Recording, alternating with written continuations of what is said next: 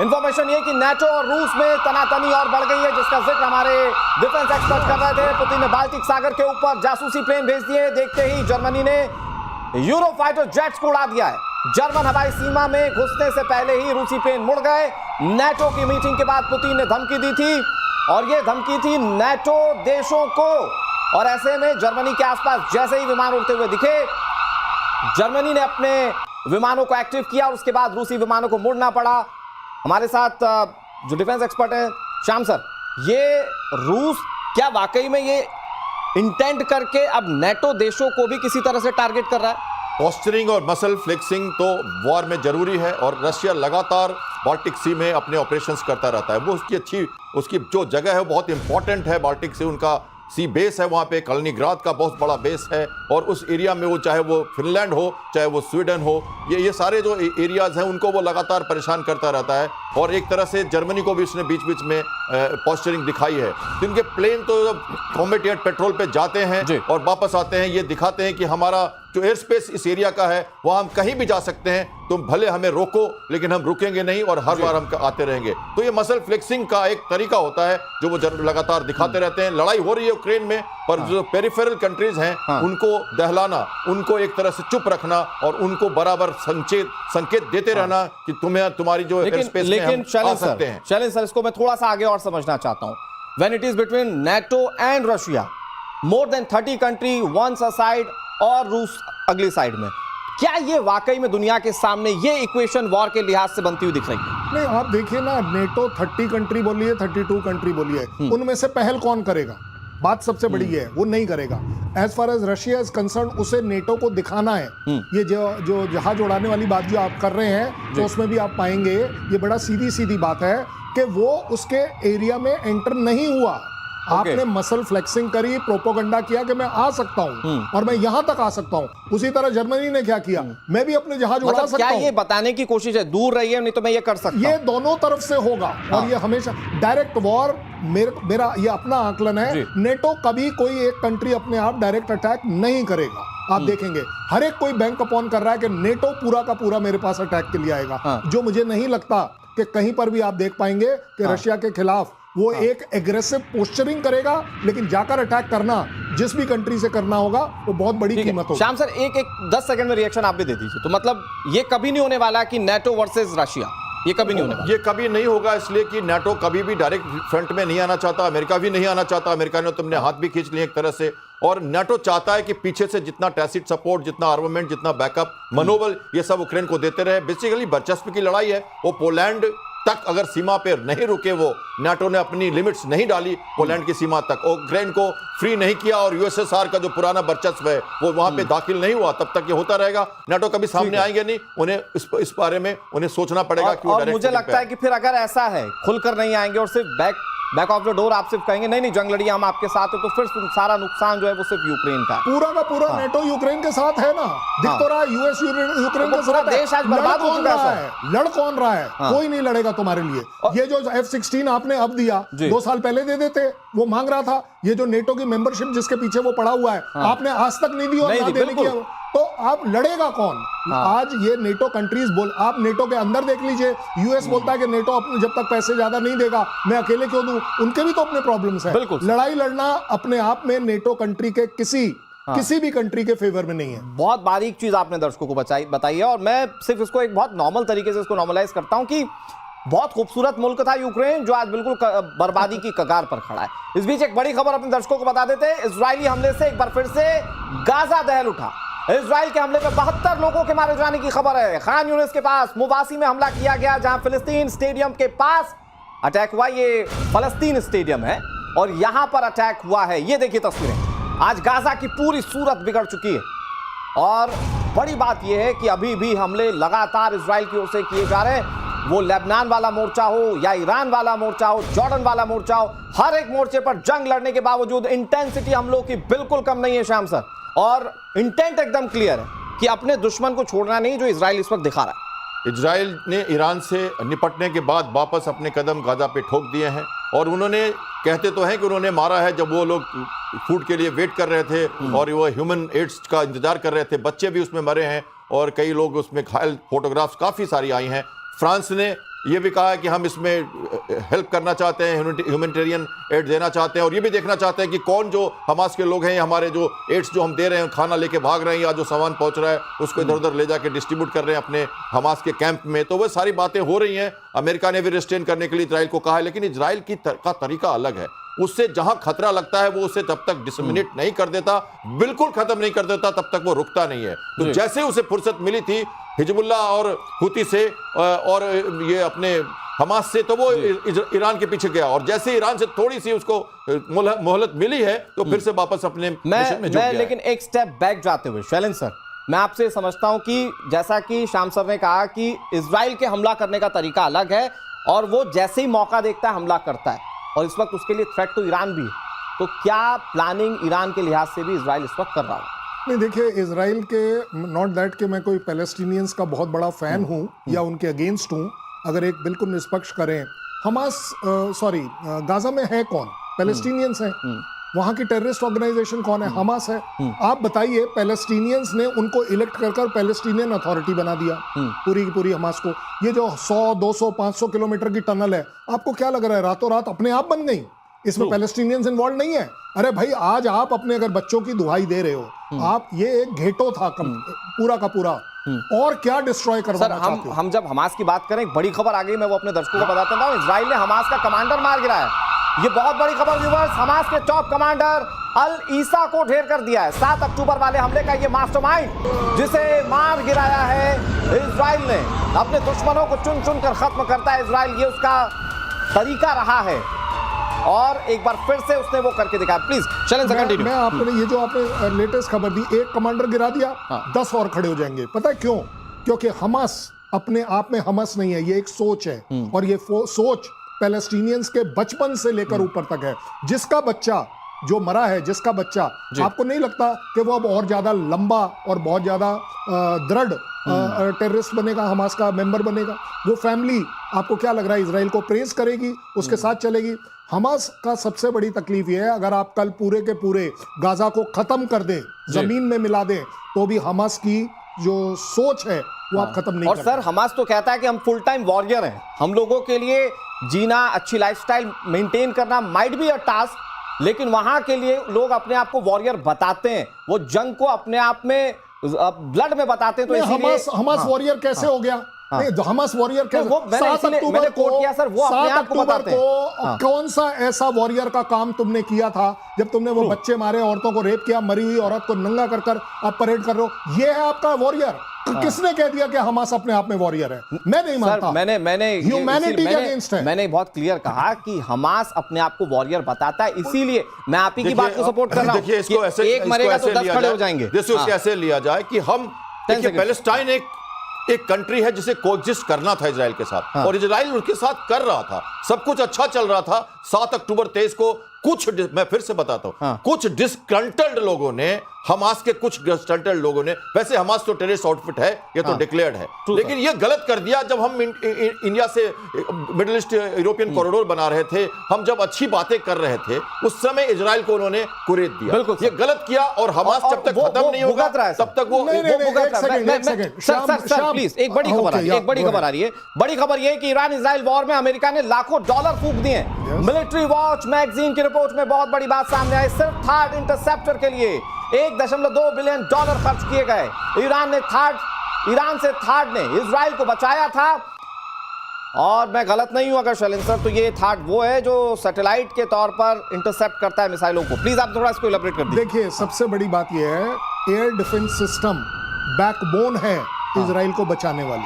अगर 100 missile Israel की तरफ चलती हैं, चाहे वो थर्ड ले लीजिए, पैट्रियट ले लीजिए, आयरन डोम ले लीजिए, वो एरो 1, 2, 3 ले लीजिए, ये सारी की सारी ग्रिड अपने आप में कंट्री की बाउंड्री से बाहर भी और अंदर भी ये ही अकेले बचाती है। अगर 100 मिसाइल इसके तरफ आती हैं, डेडली मिसाइल आती हैं, तो भी आप देख पाते हैं 5, 6, 7, 8, 10 मिसाइल एक्चुअली ग्राउंड पर गिर पाती है, जो कि अपने आप में उनको मंजूर नहीं है, क्योंकि इजराइल अपने आप में एक बहुत ही कंजेस्टेड एरिया है। कहीं जहां भी मिसाइल गिरेगी अपने आप में बहुत बड़े डैमेज। सर एक और बिग ब्रेकिंग अपने दर्शकों को बता देते हैं। ईरान को $30 अरब देने पर अमेरिका विचार कर रहा है। ईरान को प्रतिबंधों में ढील ट्रंप प्रशासन की ओर से मिल सकती है। एटॉमिक साइट्स पर तबाही के बीच ये बहुत बड़ी खबर है।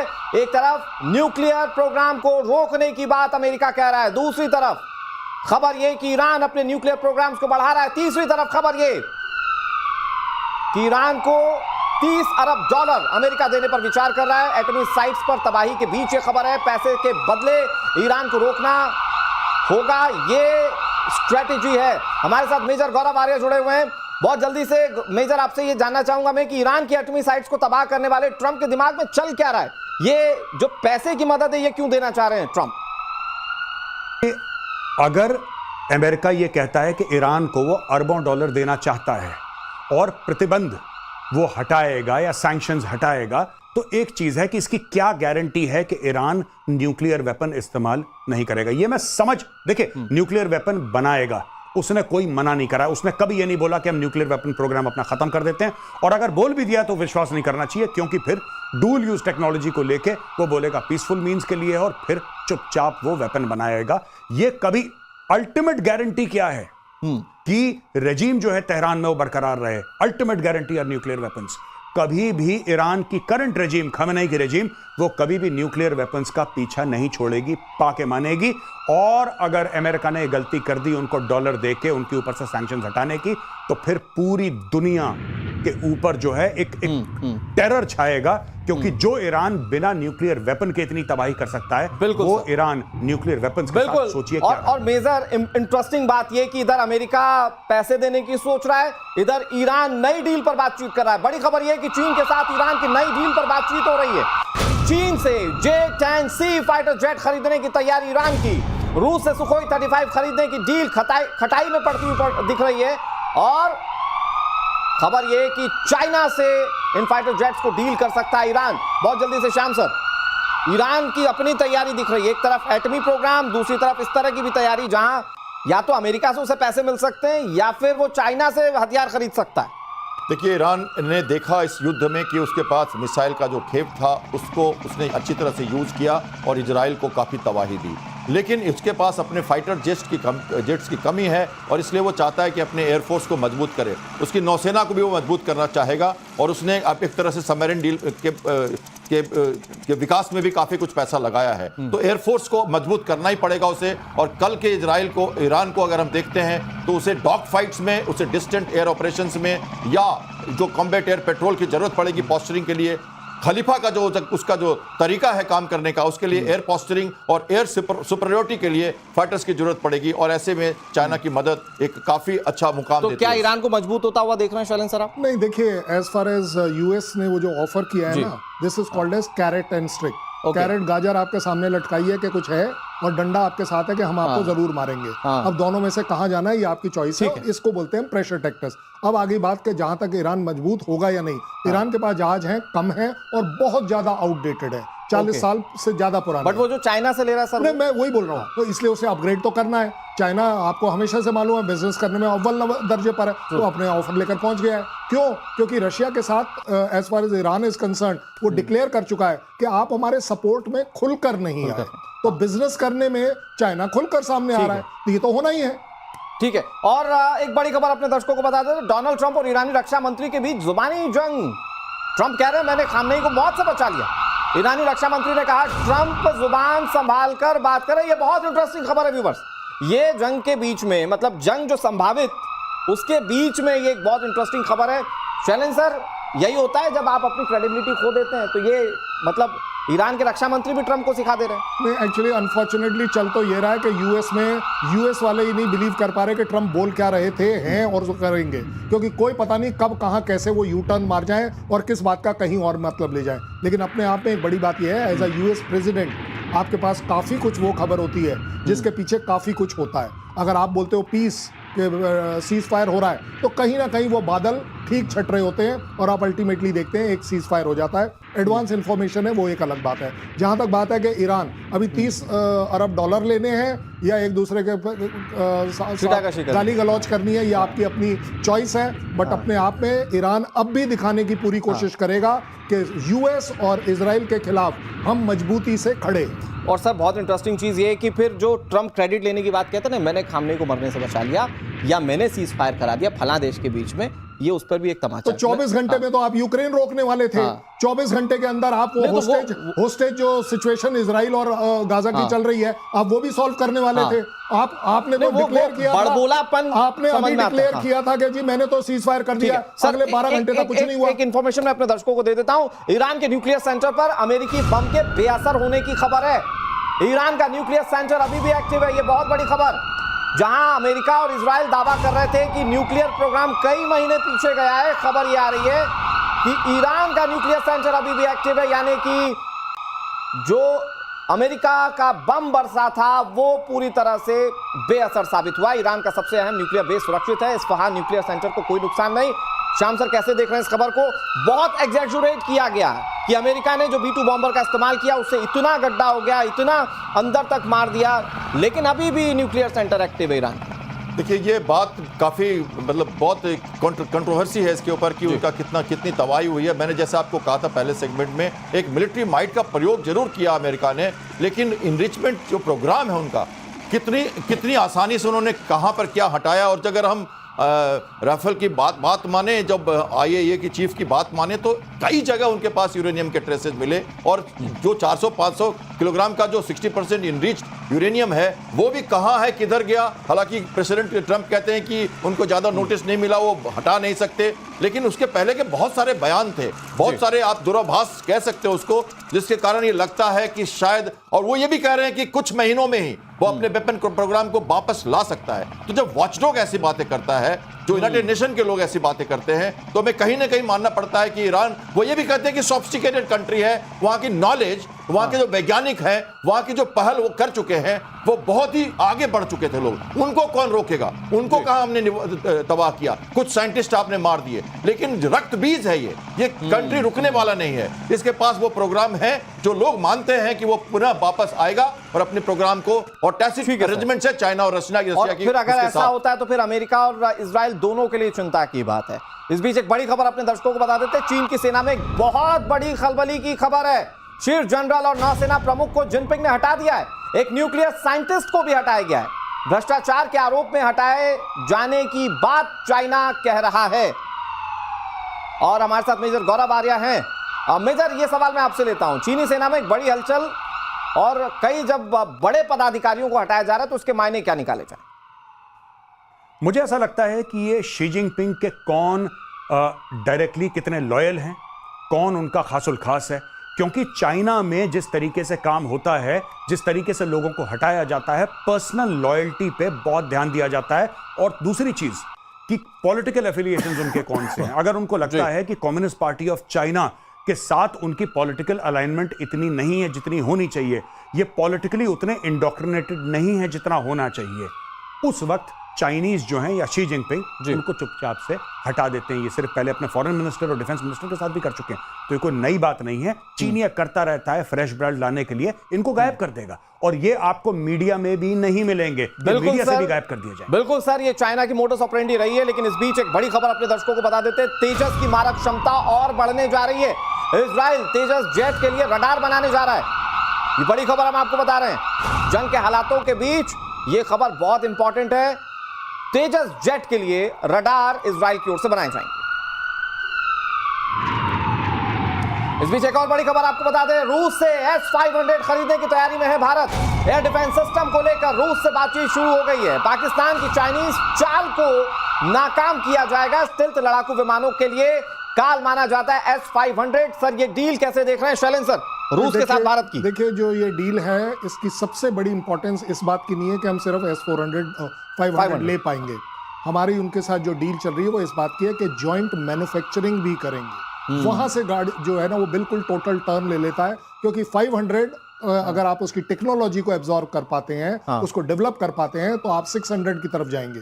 और उसका सबसे बड़ा फायदा यह है कि ना केवल आप हाइपरसोनिक मिसाइल्स को मार पाएंगे, आप स्टेल्थ एयरक्राफ्ट्स को मार पाएंगे, आप इवन जो लो ऑर्बिट में सैटेलाइट्स हैं उनको भी गिरा पाएंगे, जो अपने आप में सबसे बड़ी डेंजरस सिचुएशन हो गई चाइना के लिए, पाकिस्तान के लिए नहीं। लेकिन वो पाकिस्तान के लिए ऑटोमेटिकली इसलिए हो जाती है, ये सारे वेपन सिस्टम काम किसके लिए करते हैं वॉर में? वो पाकिस्तान के लिए करते हैं। सो इस वजह से आप देख रहे हैं कि दोनों के बीच में बहुत बड़ी चिंता है। और उससे भी बड़ी चिंता मुझे लगता है दुनिया को होनी चाहिए। जिस दिन इंडिया इनको मैन्युफैक्चरिंग करना शुरू हो जाएगा, we will be one of the largest exporter. यहां पर आएगी इकोनॉमिक एक रेवोल्यूशन, एक इकोनॉमिक गेन जो इंडिया देख रहा है। ठीक है श्याम सर, बहुत जल्दी से इस पे क्विक रिएक्शन। तो अगर स्टिल्थ फाइटर जेट को मार गिराने वाला हमारे पास अगर एयर डिफेंस सिस्टम आएगा तो ये तो बहुत बड़ी विक्ट्री होगी, क्योंकि अभी सबसे बड़ी सिरदर्दी ये स्टिल्थ फाइटर जेट है जो रडार से बच जाते हैं। आज का युग जो है हमारा ये एयर डिफेंस का है, डिस्टेंस ऑपरेशंस का है, स्टैंड ऑफ वेपन्स का है, और इस हिसाब से मिसाइल्स और एयरक्राफ्ट को रोकने के लिए सबसे जरूरी है उनकी वार्निंग सिस्टम, और उसके बाद इंटरसेप्ट करके और ऑटोमेटिकली फायर कंट्रोल रडार का सॉल्यूशन कि कौन सा इंटरसेप्टर, कौन सा सरफेस टू एयर मिसाइल उनको एंगेज करे, कितनी दूर पर करे। उस हिसाब से हमें दूरी जितनी दूर हो, आईसीबीएम की हम बात कर रहे हैं, जब हम बैलिस्टिक मिसाइल्स की बात कर रहे हैं तो हमें जो स्पेस से जो मिसाइल्स आ रही हैं उनको पकड़ना पड़ेगा, और उस हिसाब से 500 बहुत ही कामयाब होने वाला। आपने बात किया तेजस मार्क 1 में जो हम लगाने वाले हैं, ऐसा इलेक्ट्रॉनिकली स्कैन रडार की जो भी इजराइल और भारत के समझौते के साथ भारत की कंपनियों के साथ मिलकर बनेगा, और इसके बाद हम कुछ दिनों के बाद भारत के लिए बड़ी उपलब्धि है, भारत इसका एक्सपोर्टर बन पाएगा। लेकिन एक बड़ी खबर ये आ रही है कि पाकिस्तान के झूठ पर भी भारत ने स्ट्राइक कर दी है। वजीरिस्तान हमले में भारत को बदनाम करने की साजिश नाकाम हो चुकी है। भारत ने पाकिस्तान के आरोपों को खारिज कर दिया। पाकिस्तान ने हमले के लिए भारत को दोषी बताया था।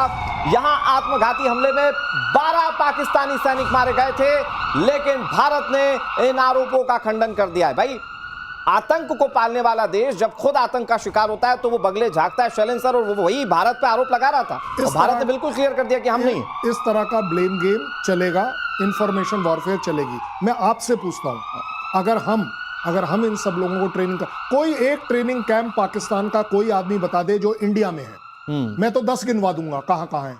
आप एक गिनवाइए मुझे कहां है। अच्छा चलिए कोई बात नहीं, आप ये टेररिज्म की लड़ाई की बात कर रहे हैं ना भाई, आपने बोल दिया, आप हमारा एक टेररिस्ट का नाम बताइए जो इंडिया में है या इंडिया सपोर्टेड है, कोई एक बता दीजिए। तो ये इस तरह के, देखिए जहां जिस तरीके की तकलीफें पाकिस्तान ने अपने अंदर, चाहे वो टीटीपी के साथ कर रखी है, मैं कह रहा हूं इवन बलूचिस्तान के साथ कर रखी है, हर जगह जो उनकी अपनी प्रॉब्लम्स है, वो सारे के सारे आर्मी पर स्ट्राइक क्यों कर रहे हैं? वो सिविल एरियाज में क्यों नहीं कर रहे? हमारे यहाँ तो नहीं होता, हमारे यहाँ सिविल एरियाज में ज्यादा क्यों होता है? क्योंकि पाकिस्तान का बंदा आया, उसे कहीं पर भी बम फोड़ना है। तो आप देखेंगे ये हमेशा होगा कि ये जो पाकिस्तान आर्मी की जो गलतियां हैं, ये उसका नतीजा वो बहुत रहे। हाँ, और बड़ी बात ये कि हम फिर क्लियर भी कर देते हैं, कई बार तो हमने सबूत दिए हैं कि कैसे आतंकी टेरर कैंप्स जो हैं वो पाकिस्तान के अंदर ही चल रहे हैं। लेकिन एक बड़ी खबर ऑपरेशन सिंदूर को लेकर बताने आ रहा हूं मैं आपको। बड़ा खुलासा हुआ ऑपरेशन सिंदूर पर। पाकिस्तान को नक्शे से मिटा देता हिंदुस्तान। पाकिस्तान एटम बम गिराता तो भारत जोरदार पलटवार करता। भाई, पाकिस्तान एटम बम की तो धमकी दे रहा था, लेकिन खबर यह है कि भारत पलटवार करता और पाकिस्तान को नक्शे से मिटा देता। इंडोनेशिया में एक सेमिनार में भारतीय नौसेना के कैप्टन शिव कुमार ने यह बहुत बड़ी बात कही है। श्याम सर, देखिए ये जो कह रहे हैं वो बिल्कुल क्लियर कह रहे हैं। राजनाथ सिंह जी का आप बयान सुनो, जब वो विक्रमादित्य में गए थे नाविका सागर को रिसीव करने के लिए। आस्तनी तो हमने अभी संभाली ही नहीं थी, हमने तो मोड़े ही नहीं थे। देखिए नेवी जो कंपेलेंस फोर्स है आज के दिन में, और वो तब आती है सामने जब लगता है कि इनको सबक सिखाना है। सारे टारगेट्स, मकरान कोस्ट का, सिंध कोस्ट का, सारे टारगेट्स। और आपको मालूम है ये सब हम मीडिया में कहते नहीं है, जो वेपन्स यूज हुए नेवी के अटैक्स में, वो किसी को मालूम नहीं है और कभी मालूम होगा भी नहीं। हमने क्या किया है किसी को बताएंगे भी नहीं। सरप्राइज और दूरी, यही नेवी का तरीका है। अब धीरे धीरे आपने एडमिरल त्रिपाठी को सुना 2 दिन पहले, उन्होंने बताया है इसके बारे में। ऐसी तैयारी थी कि शायद उसको पता भी नहीं चलता। सारे शिप्स उनके सबमरीन हार्बर में रह गए, एक भी शिप बाहर नहीं आया। और उनका जो ATR एयरक्राफ्ट ऑपरेशन जब खत्म हुआ उसके 2 दिन के बाद वो ट्रैक करने आया था फ्लीट को, उसको हमने इमीडिएटली ट्रैक करके वापस भेज दिया। हम वहां तक गए जहां तक कि शायद उनको मंजूर नहीं था। हम वो एक्ट ऑफ जो वॉर है टेरर को जो हमने करार किया है, अब हम इंटरनेशनल स्पेस से, अब हम इंटरनेशनल सी से वो वार कर सकते हैं। वहां हम रुके हुए थे जब 10 से 12 बजे तक DGMO ने दोनों से बात नहीं की थी। उसका एक मकसद था, कैबिनेट ने उस समय फाइल क्लियर की और डिक्लेयर किया 3 बजे प्रधानमंत्री ने 10 मई को कि हम टेरर को एक्ट ऑफ वार घोषित करते हैं। और तब वो रोल आर्म फोर्सेस को मिला कि अब हम हॉट परस्यूट, सेल्फ डिफेंस में वापस जाना और वो बातें करना जो शायद किसी को पता नहीं है। तो आपने DGNO को सुना होगा, अगली बार पाकिस्तान ने कुछ किया तो क्या होगा ये उसे मालूम है, इसलिए उन्होंने सीज फायर करा है। लास्ट क्वेश्चन शैलेंद्र सर, मेरे पास कुछ सेकंड्स का टाइम बचा हुआ है। बस क्वेश्चन ये, तो मतलब ये गीदड़ बबकियां थी न्यूक्लियर की, अगर भारत अपनी पर आता तो आज नक्शे पर नहीं होता पाकिस्तान। मैं आपके स्पेसिफिक सवाल का आंसर दे रहा हूं और आप कृपया कर सब लोग इस बात को अपने आप इवैल्यूएट कर लीजिए 10 सेकंड के अंदर। ज्यादा बड़ी बात यह है, आप बोल रहे हैं कि हम न्यूक्लियर की सेकंड स्ट्राइक करते, मैं आपको पहली स्ट्राइक करने दूंगा तभी तो करते। आपको क्या लग रहा है किराना स्टोर से आप एक बम निकालेंगे, 16 किलोमीटर दूर ले जाकर अपने जहाज में मिसाइल में कहीं लगाएंगे, वो जहाज उड़ेगा, मैं 300 किलोमीटर वेट भारत करूंगा, की अपनी तैयारी, मैं वहां क्यों नहीं मारूंगा? पाकिस्तान भारत के आगे कहीं नहीं टिकता, ये तो हम हर मंच पर कहते हैं।